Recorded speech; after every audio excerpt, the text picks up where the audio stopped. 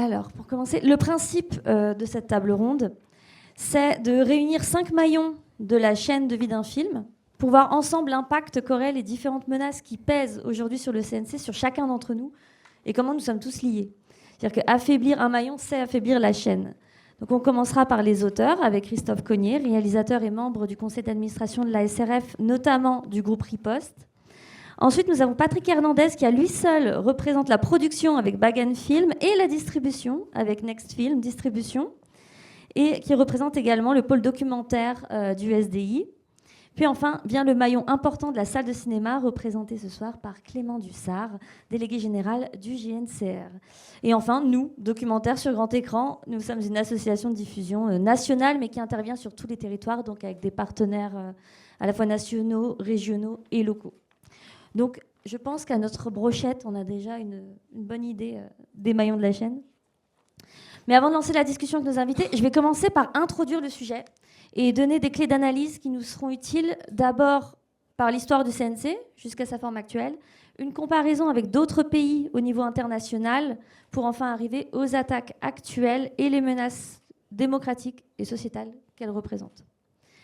Donc après la guerre, petit cours d'histoire, préparez-vous, c'est parti. Après la guerre, la rénovation du cinéma français passe par la création du CNC. Donc le 25 octobre 1946, l'Assemblée nationale adopte à l'unanimité la loi portant la création d'un organisme dont la première mission est de remettre en fonctionnement le parc de salles, très endommagé par l'occupation et la libération, et de soutenir la création et l'économie des œuvres cinématographiques. 1948, s'ajoute le soutien au cinéma avec un soutien automatique à la production et à l'exploitation. Dans les années 50, arrive la prime à la qualité, je cite, et l'exigence de la qualité artistique dans les soutiens. Les aides se multiplient par ailleurs. En 1959, le gouvernement crée le ministère des Affaires culturelles, donc après la création du CNC, ce qui explique sa partielle autonomie et un peu la forme ambiguë que peut avoir le CNC. C'est que le CNC a donc un fonctionnement singulier avec des caisses qui lui sont propres et passe à ce moment-là d'une tutelle du ministère de l'Industrie à une tutelle du ministère des Affaires culturelles. Ce qui montre que le cinéma soutenu par le CNC est considéré comme un art avant d'être une industrie et que le rôle du CNC est du côté de la culture. Saut dans le temps, 1984, lancement du Fonds Sud qui vise à favoriser la diversité cinématographique dans le monde, mais surtout à faire rayonner la France et en faire un pays incontournable sur la scène cinématographique internationale. Ça deviendra ce qui s'appelle aujourd'hui les aides au cinéma du monde. En 2004, le CNC accompagne les régions avec le dispositif dit du 1 euro du CNC pour 2 euros de la collectivité, qui permet de mener une politique territoriale de développement. Et le soutien des collectivités territoriales est devenu progressivement indispensable au développement du cinéma. Pour rappel, la table ronde de l'année dernière, c'était sur les coupes budgétaires en région, donc c'est pas pour rien. La captation de l'année dernière est sur YouTube, si vous êtes passionné d'administration publique. Aujourd'hui, le CNC soutient plus largement la qualité des images qui font nos imaginaires. Pas uniquement le cinéma, mais aussi l'audiovisuel, le jeu vidéo, la création de contenu, les clips, en reposant sur un système de financement qui est quand même partagé entre le CNC, certes, mais aussi les obligations de financement des diffuseurs et les régions. Mais l'idée de politique publique qui stimule la création cinématographique a été reprise à l'étranger et a souvent permis une forte croissance de la production locale, de la diffusion des films, une montée en compétences des professionnels, car plus de stabilité, donc plus de pérennité, et un rayonnement international nouveau, comme en Corée du Sud, avec les classiques films qu'on cite toujours, comme Parasite, ou plus récemment en Estonie, on a eu Smoke Sauna Sisterhood, d'ailleurs documentaire aussi, qui a représenté l'Estonie à l'international. Mais à l'inverse, des pays ont affaibli ou démantelé leurs institutions du cinéma, comme la Hongrie ou l'Argentine récemment, selon 2 modèles d'ailleurs différents, mais qu'il faut analyser parce qu'ils se rejoignent au final, on va le voir. D'un côté, Viktor Orban, en Hongrie, continue de soutenir financièrement le cinéma. Il ne faut pas croire que l'extrême droite ne soutient plus, l'extrême droite soutient, mais à sa manière. Le cinéma, mais on a affaibli l'autonomie afin d'utiliser les productions à des fins idéologiques. On voit alors que tous les films soutenus sont historiques, collent au roman nationaliste que promeut Viktor Orban et son parti Fidesz. C'est David Jankso, d'ailleurs le monteur du film de Brutalist, qui a été partiellement tourné en Hongrie, qui a dit « Les gouvernements peuvent choisir de dépenser l'argent des contribuables pour des films de propagande ou pour des films primés. En Hongrie, le choix s'est porté sur les films de propagande. » Ça se traduit par une disparition des financements pour le cinéma indépendant et au contraire, donner un ordre d'idée, le plus gros budget de 2024 financé par l'Institut hongrois, qui à lui seul a retenu un tiers des fonds publics cette année-là. C'est un film qui s'appelle Opération Samam, une opération de sauvetage de soldats hongrois à Kaboul en 2022, filmée en coopération avec l'armée hongroise. De l'autre, autre continent, Javier Milei en Argentine, donc là c'est l'ultralibéralisme, qui entame en 2023 un démantèlement de l'Inca. Ne me demandez pas de traduire, mais c'est CNC en espagnol à peu près, pour l'Argentine, avec des gels de financement, des suppressions de postes, de fortes coupes budgétaires, la nomination à la tête de l'Inca de Carlos Pirovano, un économiste sans aucune expérience dans le cinéma. Ça, c'est jamais bon signe, ça. La menace de fermeture de la chaîne télé Cinear TV et du Gaumont Cinéma de Buenos Aires, détenu par l'ICA, mais qui finalement n'a pas fermé, mais est maintenant instrumentalisé par le gouvernement. Et c'est là qu'on voit comment la menace du démantèlement sert au final à une récupération idéologique. Quelques extraits du discours du gouvernement à ce sujet. Notre engagement en faveur d'un déficit budgétaire zéro n'est pas négociable. Le temps où les festivals de cinéma étaient financés au prix de la faim de milliers d'enfants est révolu, a déclaré le ministère. En juillet 2024, un décret est donc promulgué en Argentine réduisant de 50% les fonds de l'INCA sous l'argument « Le gouvernement ne subventionnera plus des films sans spectateurs ». Ça vous dit rien? Non.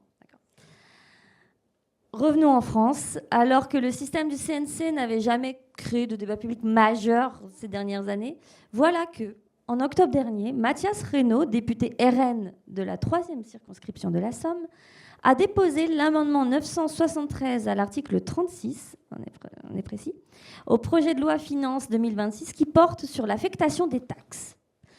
Avec cet argumentaire qu'on va décortiquer ensemble, je vous le lis comme ça, on a la même base. Le CNC apparaît aujourd'hui en complet décalage avec, d'une part, les attentes de nos concitoyens et d'autre part, la situation budgétaire. Le rendement prévisionnel des taxes qui lui sont affectées s'élève à 846 557 000 euros en projet de loi Finances 2026 et viennent automatiquement financer des projets souvent idéologiquement orientés et uniformes pour une rentabilité nulle. L'argent des Français ne saurait durablement être gaspillé dans une vaste entreprise de propagande. Par conséquent, le présent amendement propose la suppression de l'affectation de ces taxes en vue de la suppression du CNC, rien que ça, pour les réaffecter au budget général. Il ne s'agit pas de supprimer brutalement le soutien public au cinéma, mais de le réduire dans le cadre du nécessaire effort sur les dépenses publiques et de le réorienter. Nous souhaitons que 50% de cette somme, ils ont pris les mêmes chiffres, dorénavant réaffectée au budget général, puisse continuer à financer des projets intéressants et rentables. Alors, cet amendement, il s'inscrit dans le contre-budget proposé par le Rassemblement national qui promet 4 milliards d'euros d'économies via des taxes affectées et qui dit, entre autres, que les opérateurs avec une autonomie de gestion comme le CNC, représente un démantèlement de l'État. Un démembrement de l'État, pardon. Alors, un par un. Complet décalage avec les attentes de nos concitoyens. Déjà, quelles attentes? Quels concitoyens? Est-ce que 100% de la population française a les mêmes attentes? Est-ce que tout le monde veut la même chose? Ça, pareil, c'est jamais bon signe quand tout le monde veut la même chose. Et puis elles viennent d'où ces attentes? Parce que de base, quand on voit en fait l'artillerie lourde aussi de marketing de grosses productions par rapport aux moyens presque artisanaux de distributeurs indépendants, il suffit de comparer les budgets de Avengers et d'un film documentaire et on verra si les attentes des concitoyens émanent de véritables choix personnels dans tous les cas. Ensuite, idéologiquement orientés pour une rentabilité nulle. Comme l'a rappelé Gaëtan Bruel, président du CNC, les plus gros budgets du CNC sont des séries audiovisuelles populaires comme Plus belle la vie, Un si grand soleil, HPI, Le bureau des légendes. En fait, le CNC, son rôle est de garantir la diversité. Il y a une diversité d'attentes et d'envie des spectateurs, donc une diversité d'œuvres. Le rôle du CNC est d'élever le niveau des productions pour fournir de la qualité aux spectateurs. Mathias Reynaud dit aussi que l'argent des Français est gaspillé pour une vaste entreprise de propagande. Or, Ça, peut-être que Christophe pourra revenir dessus. Ce ne sont pas les impôts qui financent le CNC, mais une taxe sur les billets de cinéma ou les chaînes. La menace ici, c'est qu'en sous-entendant que c'est l'argent des Français, il amène à la question pourquoi cet argent n'est donc pas dans les caisses de l'État, puisque c'est l'argent des Français. Et c'est ça qui est dangereux pour l'indépendance. On reviendra, je pense, dessus. Mais il n'est pas seul. Fin novembre, sur France Info, un autre membre du Rassemblement national, Sébastien Chenu, vice-président de l'Assemblée nationale, déclarait « Un bon film se juge au nombre d'entrées qu'il fait. Un film sans spectateurs devant la toile, est-ce qu'il mérite vraiment d'être financé ?» Et ça, c'est une idée originale. Entre les 50% et l'argument de pas de spectateurs devant les films, ils auraient pu au moins essayer de changer les mots, l'argumentaire. Il veut soutenir, je cite, d'autres façons de financer le cinéma. Je pense à Canal+, premier financeur du cinéma français, au hasard. Ces attaques passent par quoi? Dans le projet de loi finance, elles passent par des amendements qui sont très techniques. Parce qu'en fait, dans les rangs de l'extrême droite, derrière des prises de position qui peuvent sembler ridicules, se cachent aussi beaucoup de juristes, des spécialistes du droit privé, public, qui savent très bien quel maillon affaiblir pour affaiblir l'ensemble. Ce qui nous donne l'article 24 sur les projet de loi finance, je la fais très courte celle-là, je vous promets. Article 24 sur les taxes, sur les plateformes de streaming, l'article 24 bis sur les affectations des taxes TSTE, qui concerne surtout le financement de l'audiovisuel, article 24 quater sur le crédit d'impôt, prolongé à 2028, alors que Denis Masseglia du groupe Ensemble avait déposé un amendement pour le prolonger jusqu'en 2031, mais qu'il avait aussi été menacé de suppression pure et simple dès 2026.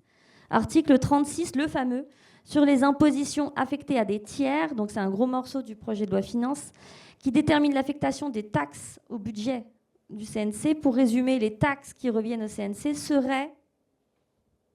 auraient dû être en partie détournées pour aller directement dans les caisses générales. C'est là que Mathias Reynaud est intervenu avec son amendement 973. Finalement, pas de plafonnement, mais un prélèvement de 50 millions sur les ressources du CNC. Et on a aussi l'article 51, par exemple, qui donne donc une ponction de 15 millions sur France Télévisions. Voilà pour... j'ai essayé de la faire au plus courte que j'ai pu avec le maximum d'informations. Mais maintenant, je vous laisse prendre la parole et peut-être commencer un peu pour chacun d'entre vous à vos endroits. Qu'est-ce qui vous alerte actuellement? Oui, bonjour. Il y a beaucoup de choses dans ce que tu as dit déjà, en fait.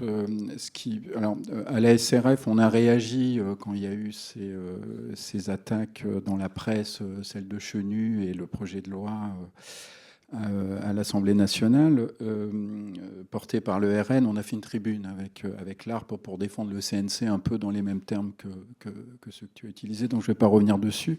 Mais on voit bien qu'on assiste à un moment de cette bataille culturelle, je ne reviens pas là-dessus parce que tout le monde le sait, maintenant gramscienne, que l'extrême droite mondiale, d'ailleurs, c'est pas qu'en France, a décidé de mener, que évidemment le cinéma étant un art populaire est particulièrement visé dans cette bataille culturelle, en fait. Et ça fait des années, on a par exemple il y a 3 ans, il y avait un article où Zemmour avait dit qu'il attaquait le cinéma français frontalement, en fait, parce que c'était tout ce qu'il exécrait, non seulement des films qui ne marchent pas, mais des films de bobos, parisiens et de gauche. Voilà, c'était ça. Donc on a des adversaires très résolus, en fait, qui veulent faire la peau au cinéma, tout le cinéma, pas que le cinéma documentaire, mais le cinéma documentaire étant plus fragile que le cinéma de fiction, c'est peut-être d'abord le cinéma documentaire, puisqu'ici on est surtout sur le documentaire, qui risque d'en pâtir.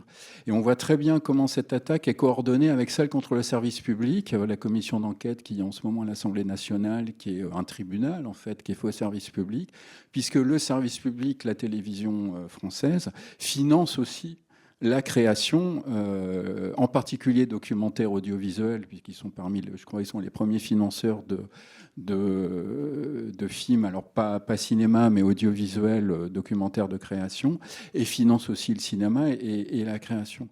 Donc il faut bien se rendre compte qu'on est face à quelque chose qui est résolu.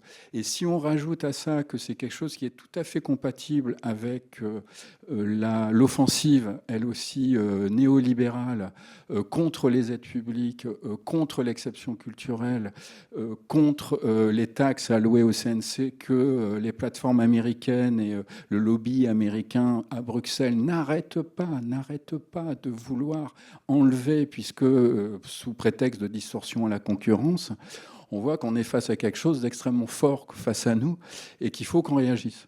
Il faut absolument qu'on trouve des moyens, des leviers pour réagir. Et comme en plus, pour noircir le tableau un peu plus, et tu l'as très bien dit, en 1945, il y a un consensus politique en France entre la droite et la gauche pour défendre la création française, en particulier le cinéma, et le CNC se crée, comme tu l'as dit, pour ça, mais aussi pour contrer ou permettre, réglementer l'arrivée des films américains en 1945, parce que les Américains viennent en 1945, vous savez, avec énormément de films qui veulent inonder sur le marché européen. Et le CNC aussi une réponse à ça, en fait. Donc dès le départ, le CNC est pensé non pas contre le cinéma américain, mais en fonction du cinéma américain. En fait, ça, il faut aussi avoir ça en tête dans les batailles qu'on a, parce que c'est là que ça se situe aussi encore maintenant, en fait, avec les plateformes, comme vous le savez, qui veulent... Netflix le dit assez bien, ils veulent non pas tuer la salle, mais enfin la restreindre énormément. Donc voilà, je voulais faire un peu compléter ce que tu as dit un peu dans ce truc. Et donc on avait un consensus politique, et comme tu l'as très bien dit, depuis 10-15 ans, c'est pas très bien, ce consensus politique est tombé, c'est-à-dire l'État ne doit plus financer forcément la culture, la puissance publique, on voit en région ce que ça donne, en région Pays de la Loire, où on peut supprimer toutes ces dimensions à la culture, par quelqu'un qui en plus est du centre, qui n'est pas tout à fait à l'extrême droite, puisque c'est de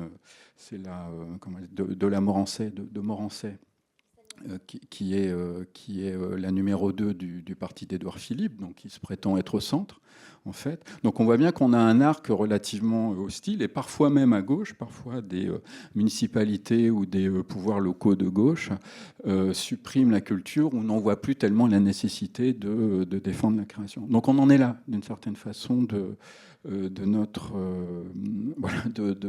ce constat-là. Alors sur le CNC tout particulièrement, il faut rappeler aussi, mais ça peut-être que mes interlocuteurs, mes collègues ici le diront plus que moi, c'est que le CNC, c'est aussi la défense de la diffusion du cinéma. C'est autant la création et la diffusion, et l'essentiel du budget du cinéma est fait pour défendre la diffusion. Et en France, on a un maillage de salles exceptionnel, c'est-à-dire unique au monde. Je crois qu'on est le pays qui a le plus de nombre d'écrans au monde, en valeur absolue, même pas en valeur relative, en valeur absolue ou quasiment, enfin peut-être en valeur absolue. C'est voilà, et ça, il faut aussi défendre ça, puisque même dans des arguments qui sont pas forcément de gauche, c'est aussi l'accès à tous aux films, en fait.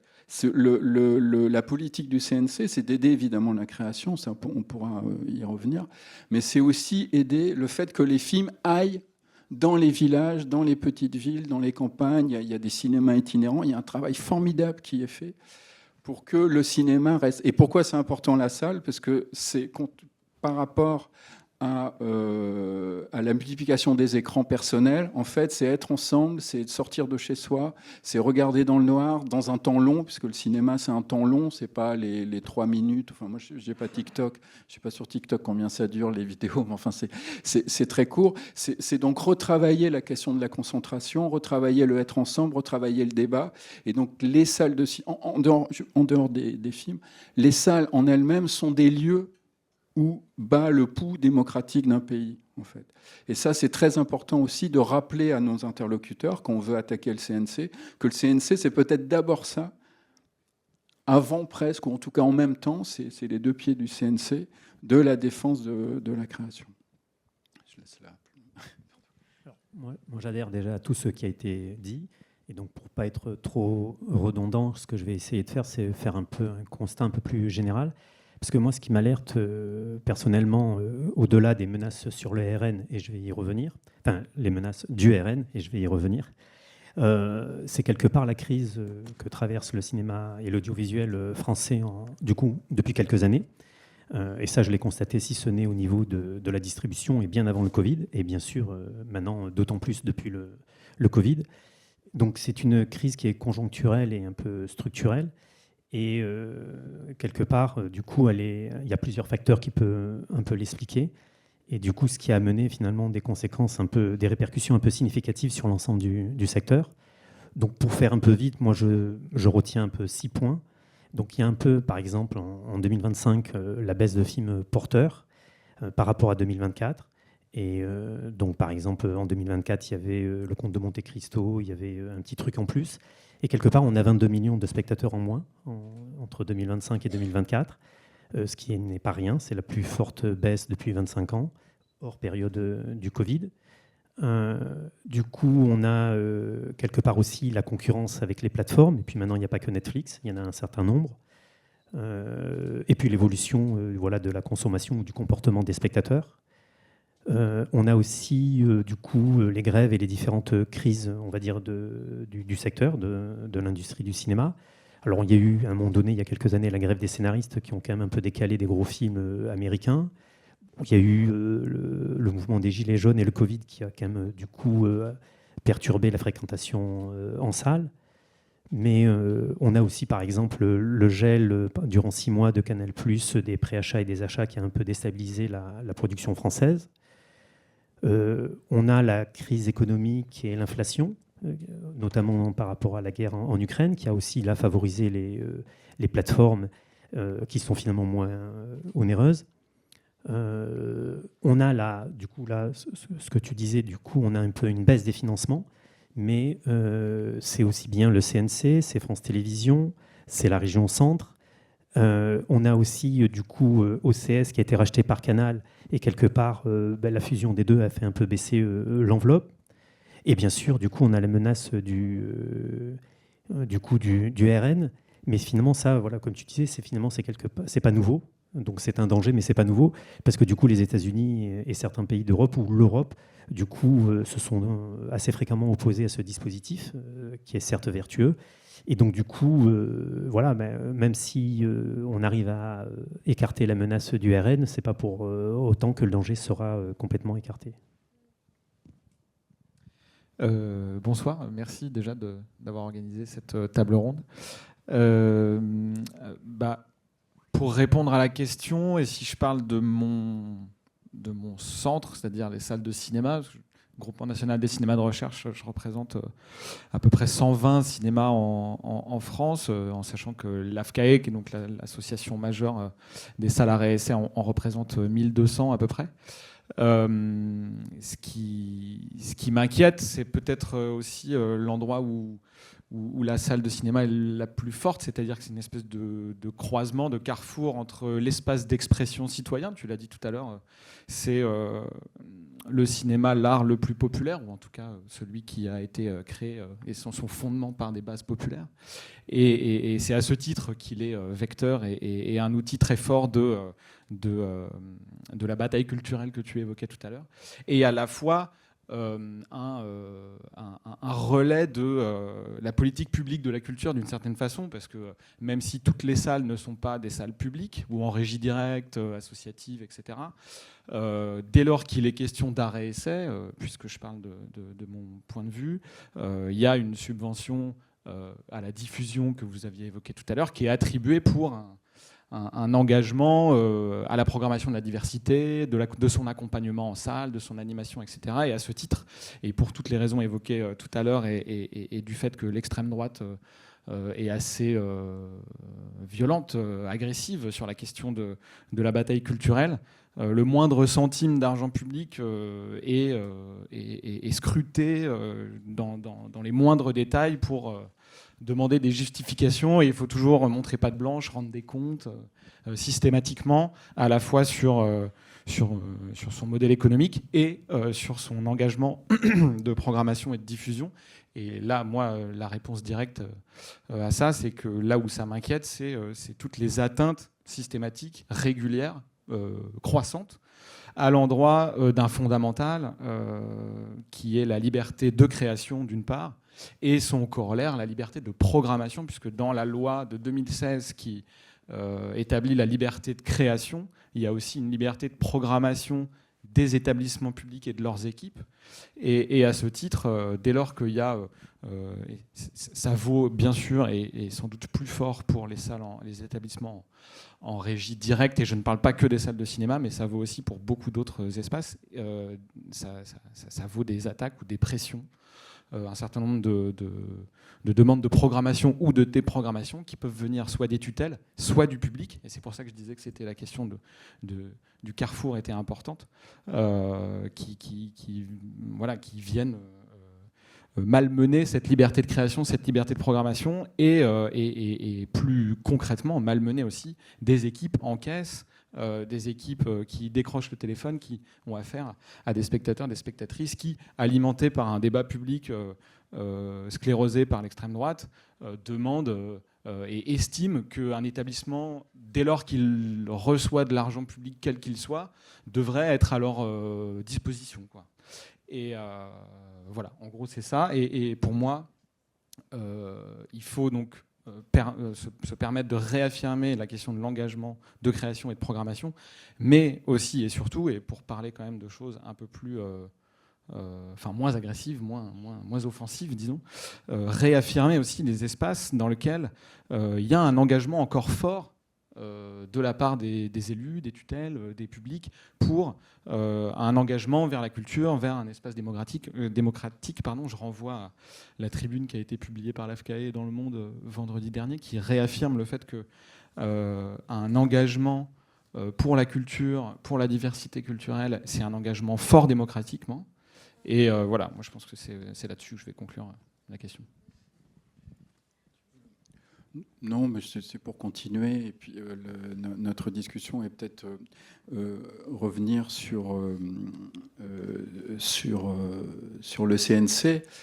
Alors c'est de l'argent public, enfin tout le monde le sait peut-être, mais il faut peut-être le rappeler, c'est de l'argent public, mais c'est pas un impôt, c'est-à-dire c'est le spectateur de cinéma qui paye le cinéma, hein, c'est un pot commun qui est redistribué, et en particulier l'avance sur recette, mais qui est un peu l'aide cardinale, mais qui sert d'exemple à toutes les autres aides dont tu as parlé après, l'aide au cinéma du monde, et sur le même système. Qui est fait explicitement pour aider des films qui, sans ce financement, ne pourraient pas, sans cette subvention, ne pourraient pas se financer sur le marché. Et les films sont choisis sur des critères d'audace et de nouveauté, hein, donc c'est-à-dire sur des critères artistiques, en fait. C'est très important de penser ça parce que la France n'est pas le seul pays à aider le cinéma. Tous les pays aident le cinéma. En fait, la question, c'est comment on aide le cinéma. En fait, tu as parlé de la Hongrie. La Hongrie met beaucoup d'argent dans le cinéma. Les États-Unis mettent beaucoup d'argent dans le cinéma. La Chine aide énormément son cinéma, en fait. La seule question qu'on doit se poser dans une société, dans une nation, c'est comment on aide le cinéma. Et en France, on a trouvé ce système vertueux. D'abord que c'est l'argent du cinéma qui vient refinancer le cinéma, pour l'essentiel. Et ensuite que les films sont aidés sur des critères artistiques par des pairs, les PAIR, hein, qui sont donc vous savez, les commissions sont composées de professionnels du cinéma. Alors on assiste depuis 10-15 ans à une petite dérive peut-être de ces aides qui visent de plus en plus où le critère que est-ce que le film va fonctionner, est-ce que ce cinéaste, son film d'avant a fait suffisamment d'entrées, etc. Ce n'est pas des critères qui sont, importants, mais qui sont pris en compte dans les discussions.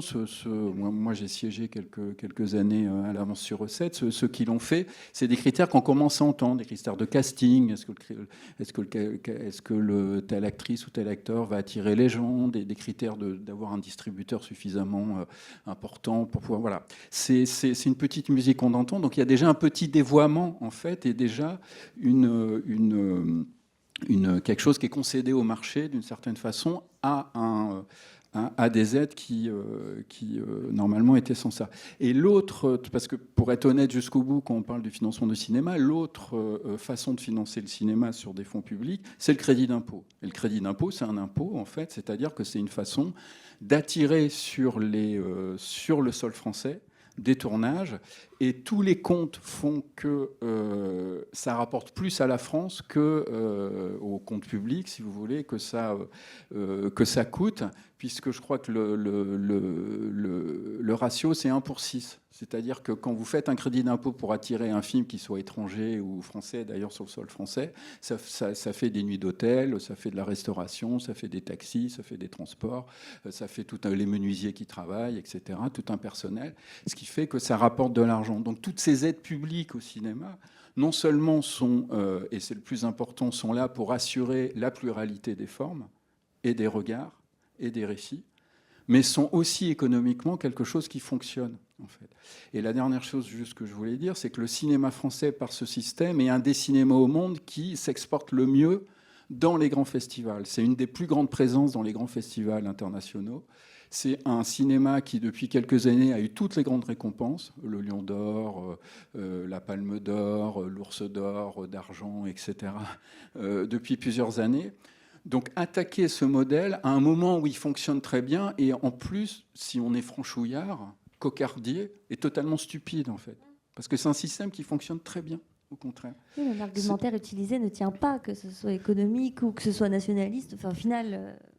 Et du coup, économique, finalement, parce que du coup, aux yeux de certains, c'est qui pensent que quelque part, le CNC, du coup, est un gouffre et que c'est à la charge du contribuable. Et donc, comme tu en parlais de la TSA, donc c'est 10% sur les billets de cinéma, mais en 2025, ça a généré 780 millions d'euros. Et du coup, le coût de fonctionnement du CNC avec les subventions, c'est 810 millions. Donc, quelque part, le budget, il est quasi équilibré. Donc, effectivement, c'est pas, on ne peut pas dire que quelque part, le contribuable finance le cinéma et d'autant plus le cinéma d'auteur. Donc, c'est totalement faux. Et tout ça pour en plus rapporter aussi de l'argent sur les territoires, comme vous le disiez, par les crédits d'impôt, par les tournages. L'année dernière, on avait fait donc cette table ronde sur les coûts budgétaires en région. Et c'était le festival de Clermont-Ferrand qui avait fait une étude justement pour montrer comment 1 euro d'argent public, mais pour un festival, cette fois, donc vraiment la branche de la diffusion.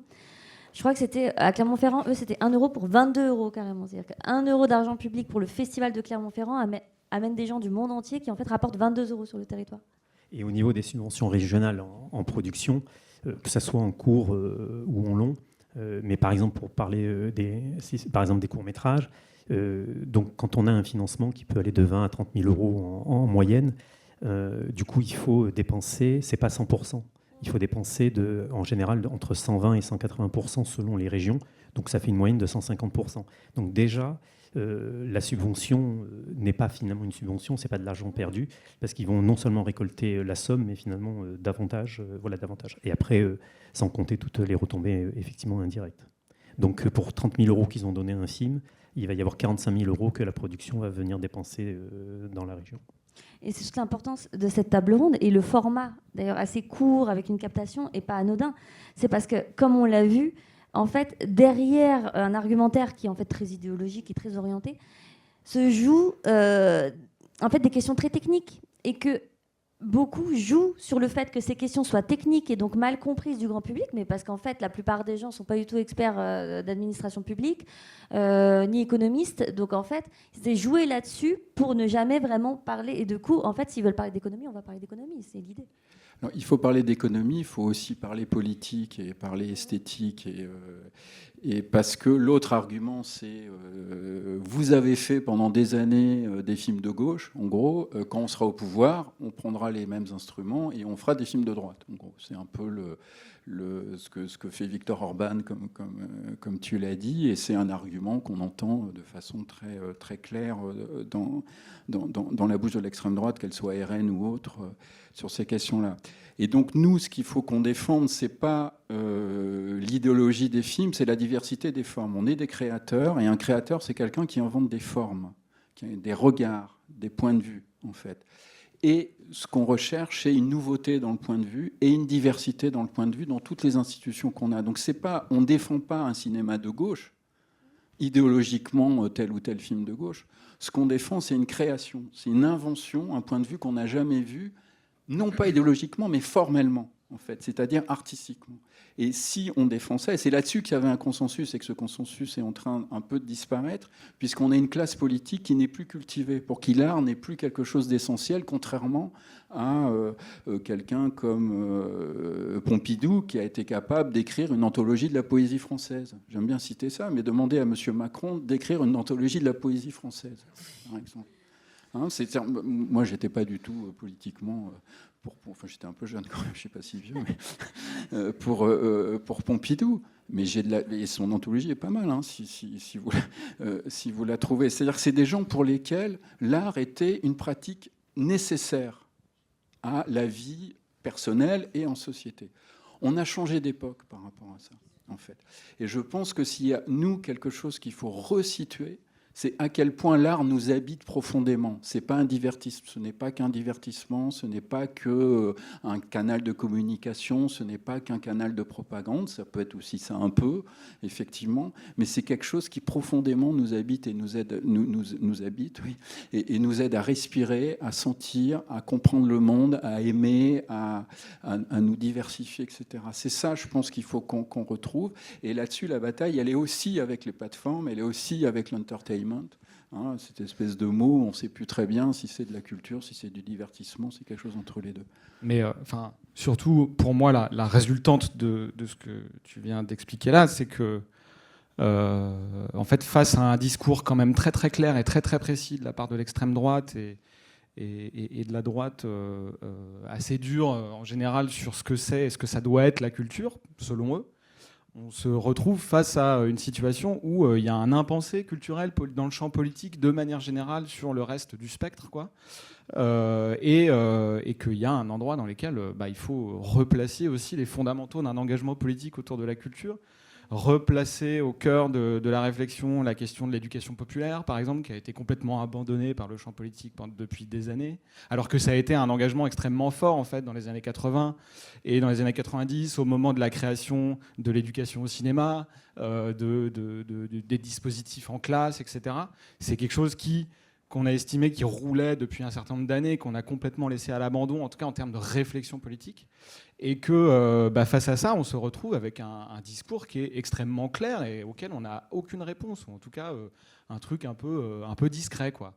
Et du coup, on se retrouve face à des situations dans lesquelles des dispositifs ou des engagements extrêmement forts de la part des tutelles, des municipalités, des communautés de communes, des régions, des départements, dans lesquels il y avait un désir et un souhait très fort de créer de l'établissement culturel, finit par se retourner contre nous parce qu'on arrive à une échéance où il y a peut-être des mairies qui vont changer de pavillon et dans lesquelles il y a énormément d'établissements culturels qui vont suivre une ligne politique liée à la ville, ce qui est le projet de départ en fait, mais qui finit par se retourner parce que le Rassemblement national ou le Front national, appelons-le comme on veut, arrive très très fort, quoi. Et qu'on se retrouve dans des situations où le braquet change complètement. Et je ne vais pas paraphraser, mais je renvoie à la très bonne émission, la série documentaire qui a fait 4 épisodes sur la culture, les établissements culturels. Et pardon, je recherche le titre, je l'avais tout à l'heure et je l'ai perdu. C'est... c'est 4 épisodes et il y a le responsable, un ancien responsable de la salle de spectacle vivant d'Hénin Beaumont qui raconte comment il y a eu un switch et comment s'est discrètement installée une politique d'extrême droite à la suite de l'arrivée d'un maire RN, quoi, dans la ville. Et il y a des villes qui sont en train de prendre... ça a été une ville test, et il y a des villes qui sont en train de prendre le pli de ça également. Je pense à Bray-la-Bussière, qui a eu des similitudes, enfin, qui est en train de vivre des similitudes qui ont été exposées dans la presse, notamment la déprogrammation d'un film qui est juste derrière moi, Put Your Soul on Your Hand and Walk sur l'affiche, ou sa programmation par extension, qui n'est pas liée directement à la déprogrammation du premier, mais la programmation de Sacré-Cœur ou d'autres films qui pourraient... répondre ou correspondre plus à la ligne politique de la ville. Voilà, on est en train aussi de faire les frais d'un abandon complet de la question populaire de la culture aussi dans l'espace public et dans l'espace politique. Et ça pose la question des municipalités qui approchent aussi et à quoi on peut se préparer. On a des exemples, tu en as donné. Il y a un exemple dans le livre, en fait, parce que toutes les municipalités ont des bibliothèques. Et on a reçu, nous, on a travaillé le SPI et la SRF avec la Fondation Jean Jaurès, qui a fait un rapport sur les attaques dans la culture en général. Et donc, on a eu des témoignages de bibliothécaires qui pleuraient parce que les municipalités d'extrême droite leur interdisaient d'acheter certains livres et les obligeaient d'acheter d'autres livres. Et ce qui est totalement contraire à la loi française où un programmateur, et quand tu parlais de liberté de création et de diffusion des œuvres et de programmation, la deuxième est aussi importante que la première. En fait, c'est ça qui a lieu dans le livre. Et s'il y a beaucoup de municipalités qui passent à la très droite, extrême droite, voire à la droite, et que ces pressions arrivent, on peut craindre que dans les cinémas qui sont en délégation de service public, c'est-à-dire qui sont dépendants des collectivités locales, on ait ce type de pression qu'on sent déjà un peu arriver, mais qu'on va les avoir de plus en plus. Il faut bien aussi avoir en tête un truc qu'on a déjà dit dans d'autres endroits, c'est que l'extrême droite attaque à tous les endroits du cinéma, tous les endroits, c'est-à-dire au financement des films, au tournage des films. Ils font des happenings pour empêcher certains tournages. Ils demandent à des préfets d'interdire des autorisations de tournage qui ont été faits, etc., sous prétexte de troubles à l'ordre public. Évidemment à la diffusion des films, évidemment à la sortie des films en salle, évidemment aussi dans tous les dispositifs de programmation comme Best of Doc ou comme l'éducation aux images, où les listes de films qui sont montrés aux enfants sont maintenant systématiquement regardées et systématiquement attaquées quand il y a des films qui ne plaisent pas. Il y a un film palestinien qui est sorti d'une région, d'un programme de lycéens au cinéma, sous prétexte qu'il était palestinien et donc susceptible de créer des troubles dans les jeunes têtes. Un peu, c'est ça. Et le dernier endroit où ils attaquent, c'est un peu moins fort, c'est dans la commission de classification des films, parce que vous savez qu'en France, il y a une censure sur les films. Les films sont classés entre moins de 12 ans, moins de 16 ans, moins de 18 ans ou tout public. Et dans ces commissions siègent des associations familiales, et ces associations familiales sont plutôt pris par des gens qui sont de ce spectre politique-là, en fait. Voilà. Et c'est très important pour un film d'être moins de 16 ans, ou moins de 12 ans, ou moins de 18 ans, puisque si vous êtes moins de 16 ans, vous ne pouvez pas passer à la télé à 20h30 après, etc. Donc, et la sortie n'est pas la même. Donc ça crée une censure de fait. Mais enfin, c'est pas là où c'est le plus important. Le plus important, c'est vraiment financement et programmation des films, où là, on a des attaques quasi systématiques, en fait, en règle sur... Pour moi, la classification au niveau des âges n'est pas forcément une censure. C'est aussi, ça peut être aussi une protection pour les enfants. Et des fois, il y a même des distributeurs ou des producteurs qui recherchent à être classés moins de 16 ou moins de 18, parce que du coup, ça voudra dire que c'est un film de genre... Voilà, à pas mettre entre toutes les mains. Mais sinon, oui, du coup, à l'approche des élections, du coup, ce qui peut être fait, c'est finalement, même si ce n'était pas forcément prévu, mais le timing de Best of Doc est aussi intéressant et par la sélection des films que vous avez fait. Et du coup, par exemple, il y a une petite opération qui est faite par le SDI qui n'était pas forcément prévue. Donc, c'est le SDI s'engage. Et donc là, c'est une petite opération où, du coup... a été demandé à tous les distributeurs du SDI, donc on est 35, de choisir un ou deux films, enfin en tout cas de mettre en avant un film sur la diversité ou sur les libertés. Et donc du coup 25 sur les 35 ont répondu présent. C'est pas que les autres ne voulaient pas s'inscrire, mais après c'est des questions de timing selon aussi leur sortie de film. Et du coup il y a une petite communication qui a été relayée au niveau de la presse professionnelle. Et chaque distributeur, en son âme et conscience, a mis en avant un film qui, pour lui, représentait une certaine diversité. Et on essaye de trouver, du coup, c'est aussi pendant le mois de mars.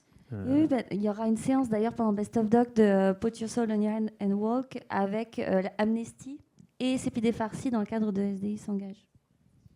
Voilà.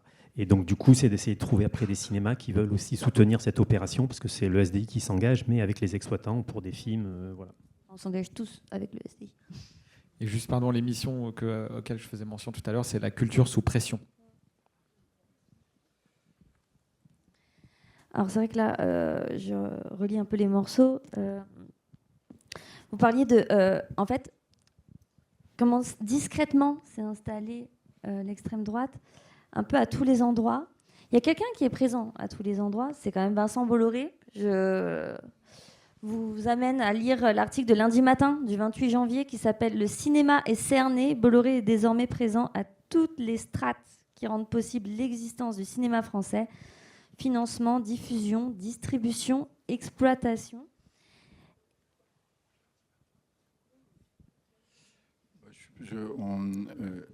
Pardon ?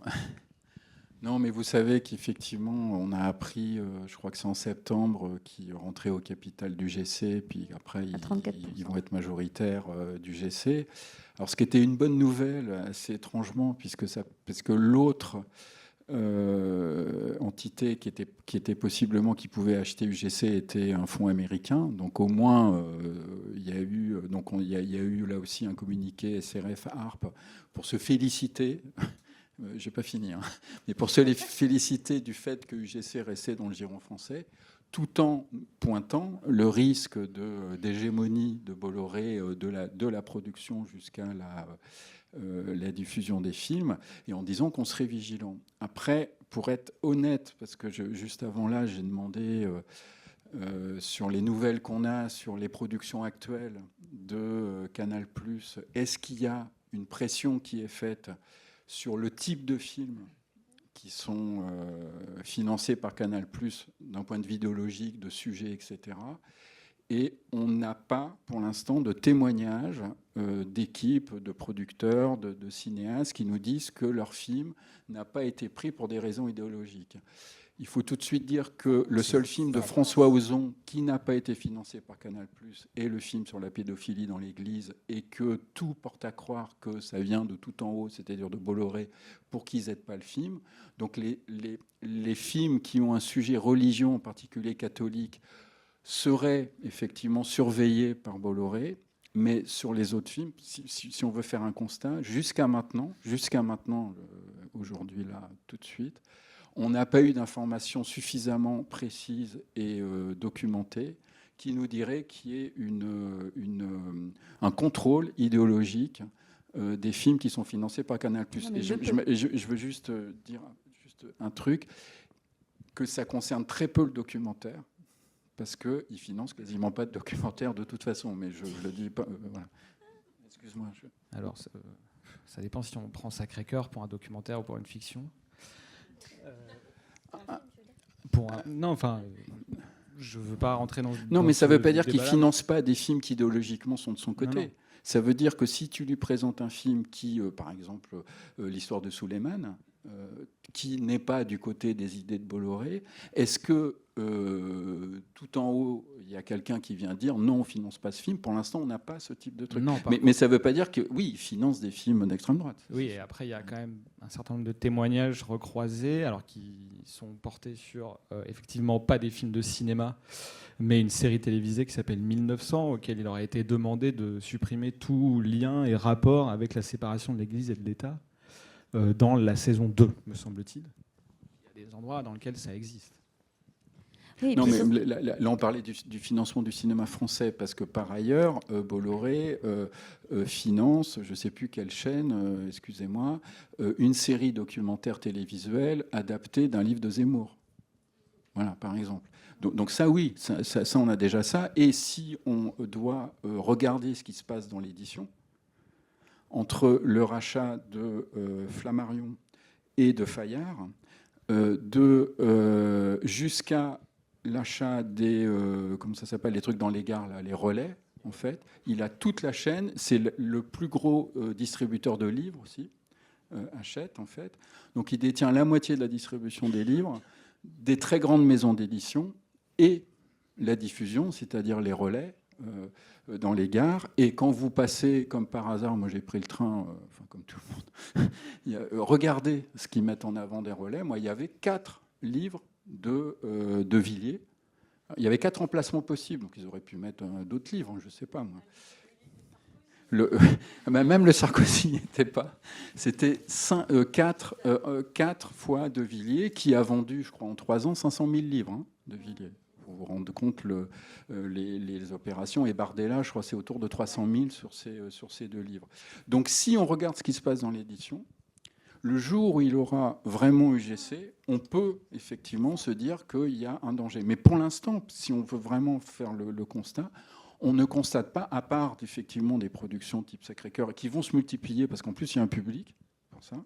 Donc ça va se multiplier. Et eux-mêmes vont bénéficier du CNC de toute façon. Oui, via la TSA. Donc voilà. Voilà. Et c'est pour ça que nous, par exemple, à la SRF, je ne sais pas si tout le monde est d'accord avec ça, on était assez gênés, même contre l'initiative du maire de Marseille qui avait voulu interdire une projection de Sacré-Cœur, puisque si on est pour la liberté de création et de diffusion des œuvres, on est aussi pour la liberté de ce type d'œuvre qui ne contravient pas à la loi française. Enfin, moi, je n'ai pas vu le film, mais d'après ce qu'on m'a dit. Donc, si on défend la liberté de création et de diffusion, il faut aussi défendre, voilà. Et s'il y a un public pour voir ces films, pourquoi pas ? Après tout, ça nous fera des entrées pour financer d'autres films. pour financer nos films, voilà. C'est vrai que la question, c'est surtout de... C'est difficile d'avoir des données, on le sait, mais c'est que le fait de pouvoir, qu'est-ce qui est possible, en fait. Parce que là, on est en train de discuter aussi pour essayer d'imaginer ce qui peut se passer, pas uniquement faire du constat de ce qui existe déjà. Maintenant, parce que là, je pense qu'il ne reste pas énormément de temps, du coup, peut-être en tant que dernière question... Non, en fait, c'est vous. Est-ce que vous avez des questions ? Parce que moi, j'en ai, mais je pense que c'est bien aussi si vous en avez. Ou des compléments, hein, parce qu'on n'a pas tout dit. J'avais compris des compliments quand tu as dit ça. Ah, j'arrive, madame. Attention. Dans le micro, s'il vous plaît, parce qu'il y a une captation. Oui, j'avais écouté une députée d'Obédience Place Publique qui est à Bruxelles, et elle disait que la première chose que le RN veut faire, c'est supprimer le CNC. Donc, quand tu dis ils veulent faire des films de droite, mais il y aura plus de CNC. Alors, en fait, c'est très... On ne sait pas. Le programme du RN, on le connaît pas sur tous les sujets. Hein. Ça flotte sans arrêt, et c'est fait exprès, évidemment, puisque dès qu'ils disent un truc, ils se font attaquer. Donc, il y a deux possibilités de l'extrême droite, en fait. Quand on regarde dans les autres pays, il y a soit le libéralisme absolu, donc on supprime toute aide publique, en fait, et le marché se débrouille, évidemment. Donc les gros, c'est les gros qui font la loi. Et il y a l'autre extrême droite qui, ce qui s'est passé pendant la guerre, par exemple en Allemagne, dans l'Allemagne nazie ou en France, et qui conserve une structure de production avec des aides publiques, mais au service de leur idéologie. Et si on suit à la lettre un peu si on suit, c'est assez fastidieux à faire et pas très amusant, mais les déclarations des responsables du RN, pour l'instant, on ne sait pas entre les deux, en fait, parce qu'ils disent une chose et son contraire dans la même interview. Donc on est face à ça, en fait. C'est soit une destruction du CNC. Moi, je pense que c'est toujours pareil, que si vous avez un jouet, vous le gardez, en fait. Donc, je pense que s'ils arrivent au pouvoir, ils vont garder le CNC, mais ils vont changer les commissions. Tout simplement, il suffit de changer les gens des commissions. Hein. Oui, parce qu'il y a une différence entre ce qu'on dit en campagne et après la réelle politique quand on arrive au pouvoir. Et quand tu disais dans certains pays, en Allemagne, mais c'est aussi pour tous les deux extrêmes, ce qu'a fait aussi en Russie, Staline et tout, qui ont conservé, ou sous Mao, qui ont conservé le cinéma national au service de leur propagande. D'ailleurs par rapport à l'amendement, l'idée c'était pas en soi de détruire ce qu'était le CNC, mais c'était de détourner en fait les fonds, c'est-à-dire que les fonds ne sont plus gérés de manière entre guillemets autonome par le CNC et donc via des commissions de professionnels du cinéma, mais du coup passent par le giron politique parce que passent par les caisses de l'État. Ça fait des années que le ministère des Finances veut récupérer le CNC. Oui. En fait, c'est qu'on se bat toutes les organisations du cinéma avec les présidents successifs du CNC pour que le CNC reste autonome et sous le giron du ministère de la Culture. Ça c'est une bataille, par exemple, alors qui n'est pas l'extrême droite, là, qui est vraiment... Mais tout à fait, c'est ce que je disais tout à l'heure, c'est que là, on a une bataille avec le RN, mais du coup, pour certaines choses, que ce soit pour du coup l'argent du contribuable ou tout ce genre de choses, c'est pas nouveau. Il y a eu l'Europe, les États-Unis pour remettre en question, voilà, du coup la TSA, parce que les Américains ils sont pas contents que finalement les films américains financent les films français. Hein. Donc voilà. Depuis le début. Depuis le début. Il pilonne là-dessus. Oui, juste 2 petites remarques et une proposition. Durant la collaboration française, le cinéma était excellent. Je ne crois pas que le CNC a été créé parce que c'était un décombre. La collaboration française a été une période exceptionnelle pour le cinéma français. Il y a eu des tournages, il y a eu des films, il y a des grandes œuvres, beaucoup de public. Là où je voulais dire aussi une deuxième remarque, l'aide au cinéma du monde, le Fonds Sud, c'était les pays non alignés, c'est-à-dire les continents des Suds. Et l'une des, je trouve, dérives, parce que j'étais 4 ans membre à l'aide au cinéma du monde, c'est que on a étendu ça à tout le monde, donc à des industries riches, à des producteurs et des pays riches, qui venaient prendre l'argent. Enfin, il y avait une sorte de discrimination négative, voilà, je trouve, à l'aide au cinéma du monde. Et avec aussi ce renforcement, une sorte de... où l'indépendance, enfin, où la créativité, elle était sujette, il fallait avoir un distributeur, il fallait avoir... Voilà. Donc il y avait une sorte de glissement un peu plus du côté d'une... Voilà, donc je suis un peu plus dubitative, hein, même si c'est un peu l'excellence quand même. Comment le cinéma français soutient les cinématographies du monde, alors que l'industrie américaine, elle prend tous les cinéastes du monde pour qu'ils deviennent des Américains, de Fritz Lang à John Woo ou d'autres, peu importe. Et moi, je voudrais juste savoir, parce que ça fait tellement longtemps qu'on est dans une dérive droite, extrême droite, avant Bolloré, et puis avant Macron, et avant Trump, il y a eu Nicolas Sarkozy, qui a vraiment fait une vraie rupture dans notre pays, une vraie rupture, qui a créé des lois et qui a banalisé un populisme et un racisme institutionnel, et qui a fait allégeance à la chrétienté, qui a lancé, enfin, rappelez-vous le discours de Latran, rappelez-vous l'homme africain, donc voilà, qui a légitimé, je pense, qui a préparé le terrain pour qu'à l'heure actuelle, je crois que la victoire de la droite et de l'extrême droite, elle est partout dans les esprits. Moi, la question que je me pose, c'est que, comme ils veulent casser un jouet ou le récupérer, puisque économiquement, leur argument est complètement débile, ça ne tient pas la route, puisque ça ne tient pas la route. Donc, leur récupération idéologique, d'en faire ce qu'ils veulent. Je voudrais savoir, qu'est-ce que nous, concrètement, on peut faire ? Est-ce qu'on est capable, comme à Hollywood, les Américains, qu'ils soient de la côte Est ou la côte Ouest, pour des questions juste de rétribution et de salaire, ils ont arrêté le travail pendant 1 an et demi, 2 ans. Est-ce qu'on est capable de faire une grève illimitée de toute la chaîne, qu'il n'y ait pas de produit ? Puisque, en ce qui concerne les films dits de gauche, ou que le cinéma est de gauche, je suis un petit peu dubitative, puisque la pluralité des films français, on a tout le spectre. Tout le spectre. Vraiment. Donc, moi, très concrètement, c'est quelles sont les actions possibles, puisque nous ne savons pas comment les Français vont voter l'année prochaine. On a été déjà volé l'année dernière des élections, mais très concrètement, quels sont les outils, quels sont les modes d'action ? Est-ce que c'est on arrête tout ? Non, je ne pense pas. Je ne suis pas forcément pour les grèves, en tout cas pour certaines grèves. Peut-être que la meilleure chose, c'est d'aller au cinéma et chacun est libre de choisir les films. Mais oui, oui, bien sûr. Pas, mais si, je déjà... ne souris non, pas. Non, mais attendez, je vous ai laissé bien parler. Sûr. Donc c'est du coup peut-être de moins regarder un peu les plateformes et d'aller davantage au cinéma. Déjà, c'est une chose. Juste une petite précision, pour le cinéma du monde, je ne suis pas forcément très connaisseur et je n'ai pas siégé là-bas. Mais effectivement, au début, ce n'était pas forcément le cinéma du coup des pays en voie de développement, et comme ça s'appelait le cinéma du monde, à un moment donné, effectivement, ils ont fini par l'élargir à d'autres pays, si ce n'est aux pays occidentaux et même du coup aux films américains, mais en restant toujours sur du cinéma très indépendant.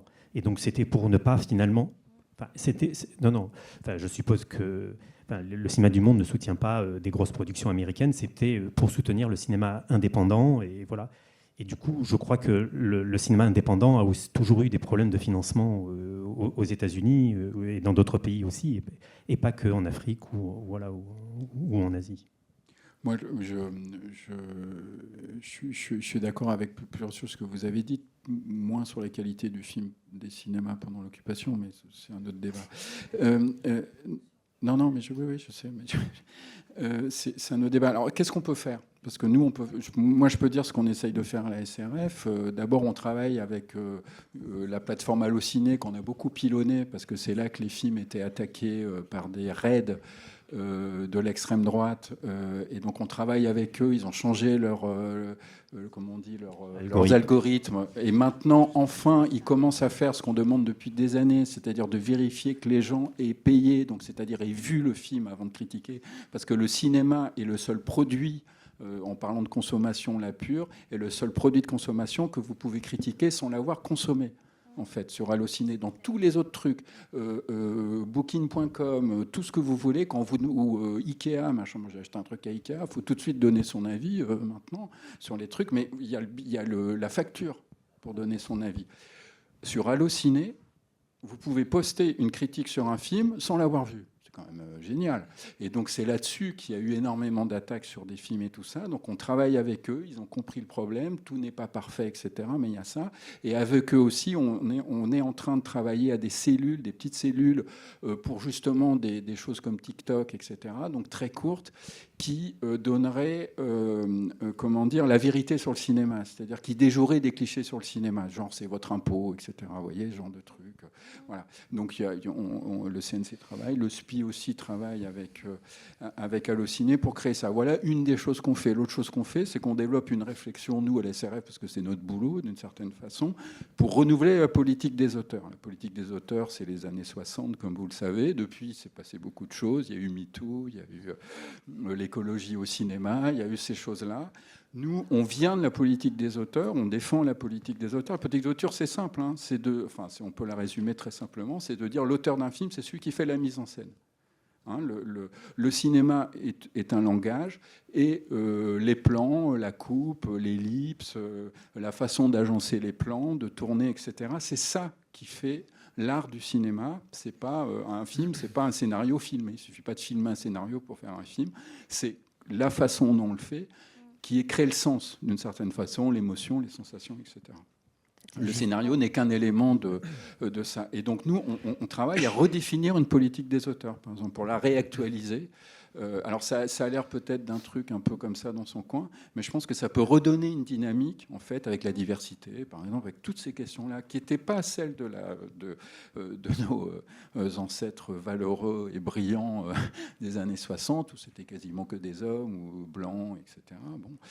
Mais en pensant tout ça, comment on pourrait redéfinir un art du cinéma qui soit actuel, d'une certaine façon. Voilà quelques pistes, on en a d'autres, hein, je ne veux pas tout faire, et donc chacun à son endroit peut travailler, c'est ça que je veux dire. Très très rapidement, parce qu'on manque de temps, mais pour amorcer un début de réponse du côté de l'espace citoyen, plus que la salle en elle-même. À une époque, les associations de spectateuristes, les associations de cinéphiles étaient très engagées, très fortes, très actives d'une certaine façon. Peut-être qu'il y aurait quelque chose à cet endroit-là à relancer. Pas relancer, parce qu'il y a déjà des organisations de la diffusion qui font ça très bien. L'ACID a des ambassadeurs, l'AFCAE aussi. Enfin, il y a eu tout un plan sur les jeunes ambassadeurs. Donc, il y a déjà un espace d'expression pour un renouvellement des publics qui se construit à cet endroit-là. Et moi, je pense qu'il faut continuer là-dedans, parce que repenser la question des œuvres et tout ça, elle se fait aussi par l'espace populaire, l'espace des spectateurs, des spectatrices, et que c'est à cet endroit-là, pour moi, qu'il faut continuer. Et du coup, le documentaire le permet en organisant des séances débat pour du coup aborder les thématiques, inviter différents spécialistes. Je suis désolée, comme on est déjà un petit peu en retard. Merci beaucoup. De toute manière, il y a le cocktail après. Si vous voulez continuer le débat, le film fait que 23 minutes. Donc, vous pouvez venir nous voir pour continuer le débat ensemble informellement. Merci beaucoup. Merci.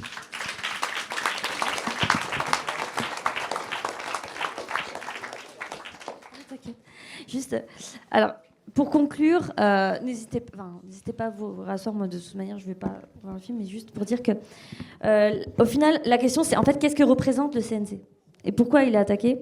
Gaëtan Bruel a parlé lors des vœux du CNC de la Silicon Valley contre Hollywood et de l'effondrement du cinéma américain depuis les plateformes de visionnage gratuites telles YouTube, etc. Et avec cette fragilisation vient l'enjeu des récits, des images qui constituent notre imaginaire, nos représentations. Il faut défendre des narrations complexes, intimes du monde face à des algorithmes aussi qui réduisent les émotions.